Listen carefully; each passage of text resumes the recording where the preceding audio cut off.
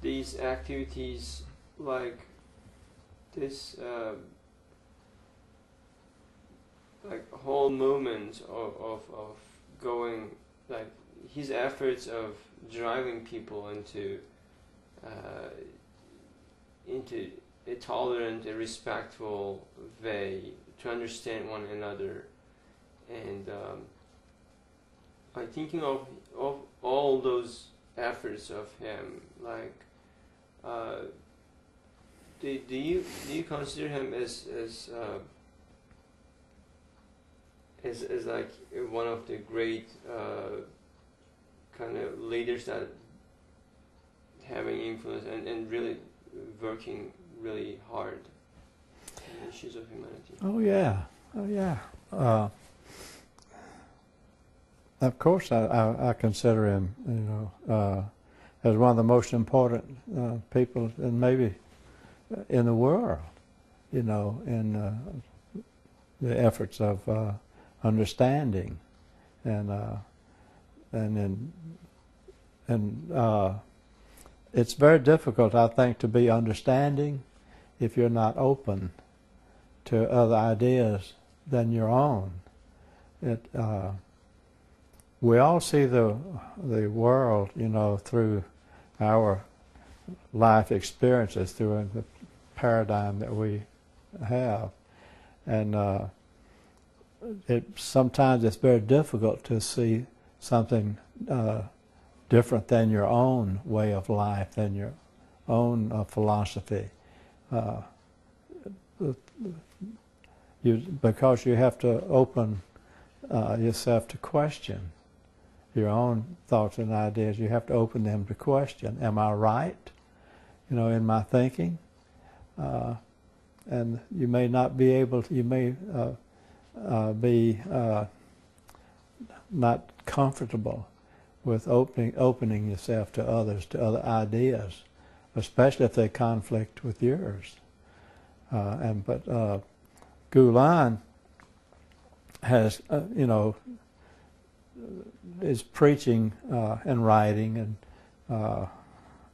talking, telling us, that we're we have a lot in common, and that Islam is a great religion, and maybe we have misunderstood a lot about Islam. One of the things that I was so pleased to hear him say and write about, Islam being a religion of peace. We had not heard that in the West in years, before 9/11. We had not heard that, all of that,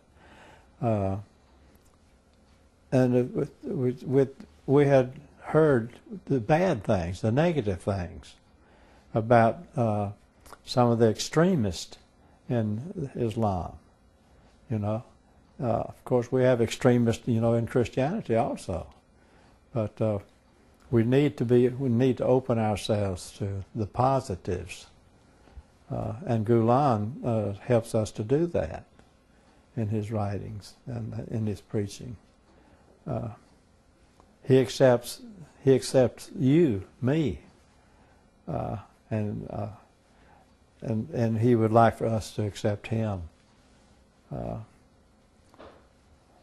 And it's working. I think it's working.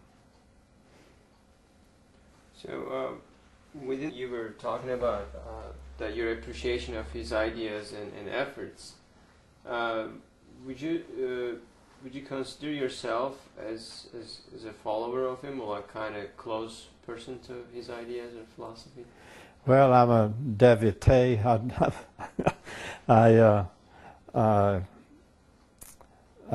appreciate. I'm devoted to his writings because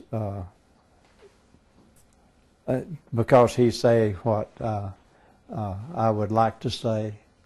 He's been able to say, what I would like to say, and what I think the world needs, and because he's a Muslim, Islamic,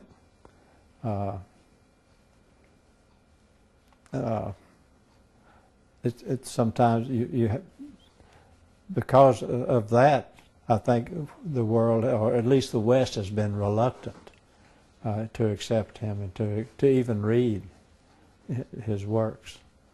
If it's, but once they read just a few lines, then they know this man is open. This man is for peace, for understanding, for tolerance, for love. He's wonderful. His works. Can't beat it.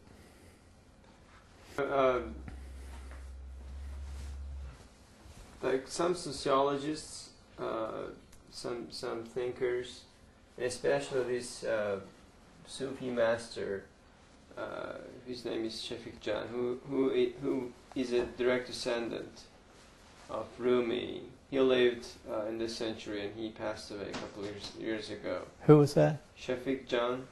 I'm not familiar with him. So he has a book on Sufism. Oh. When he met Gulen, or he got interacted with him, he said he's the modern Rumi. He's a contemporary Rumi. He's the mirror image of him in our century. Yeah. In all these understandings and things we've seen in Gulen, what do you think of it? Well, I think that Rumi is Rumi also, and Gulen, a Sufi, that practice the mystical part, of Islam. I wish I were more educated on Islam and the different parts of the religion, but I believe Rumi, at least Gulen, was very close to the dervishers, which is a great mystical part, of Islam.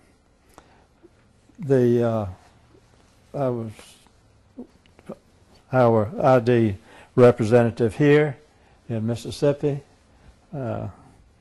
was able to get the dervishes, to come to our auditorium, and I was pleased to be able to attend.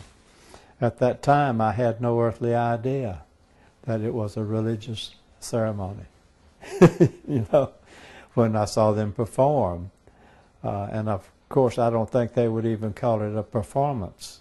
It's just their way of getting in touch with God, and that was sort of a shock to me when I really realized that, and I was even a bit embarrassed, because being in a religious setting and not realizing it, thinking that it's a secular performance. But that is, I think that Gulen and maybe Rumi, but they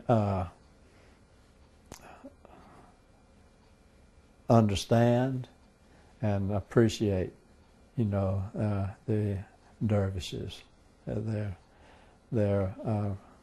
practices, their way of worship. To me, for myself,